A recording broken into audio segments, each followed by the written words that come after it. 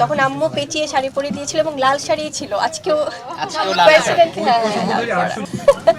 উনি খেতে ভীষণ ভালোবাসে, অনেক কিছুই, মানে ওনার তো মুডের উপর ডিপেন্ড করে কখন কোনটা খাবে। ইতিমধ্যে প্রকাশ পেয়েছে ঢালিউড কিং শাকিব খানের প্রিন্স মুভির ট্রেলার। এই ট্রেলারটি ইতিমধ্যে সোশ্যাল মিডিয়ায় ঝড় তুলেছে। সাকিবিনরা অপেক্ষা করছে কখন সিনেমা হলে এই সিনেমাটি মুক্তি পাবে।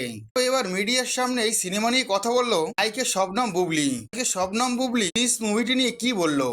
তখন আম্মু পেঁচিয়ে শাড়ি পরে দিয়েছিল এবং লাল শাড়ি ছিল। আজকেও প্রেসিডেন্ট, উনি খেতে ভীষণ ভালোবাসে, অনেক কিছুই, মানে ওনার তো মুডের উপর ডিপেন্ড করে কখন কোনটা খাবে। ঢালিউড কিং শাকিব খান, সবাই যেমন তাকে কিং বলে ডাকে, ঠিক তেমনই একটি ট্রেলার নিয়ে হাজির হয়েছে এই চিত্রনায়ক। এর আগে কখনোই ঢালিউডে এই ধরনের ট্রেলার দেখা যায়নি। এত বড় বাজেটের সিনেমা এর আগে ঢালিউড কখনোই দেখেনি। ইতিমধ্যে মুক্তি পেয়েছে শাকিব খানের বহুল প্রকৃত সিনেমা প্রিন্স মুভি। ট্রেলারটি দেখে সবাই শাকিবের জয়ধ্বনি করছে।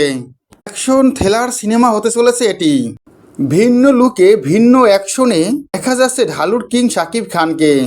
কখনো ঝড় হয়ে সবকিছু ভাসিয়ে নিয়ে যাচ্ছে, আবার কখনো একাই সবকিছু সামাল দিচ্ছে। ঈশ্বর্ত ভাবে বোঝাই যায় আর ঈদ কাঁপাবে শাকিব খানের প্রিন্স মুভির ট্রেলারটি যেভাবে সাড়া ফেলেছে বোঝাই যাচ্ছে মুভিটি একটি অ্যাকশন ধরা সিনেমা হতে চলেছে।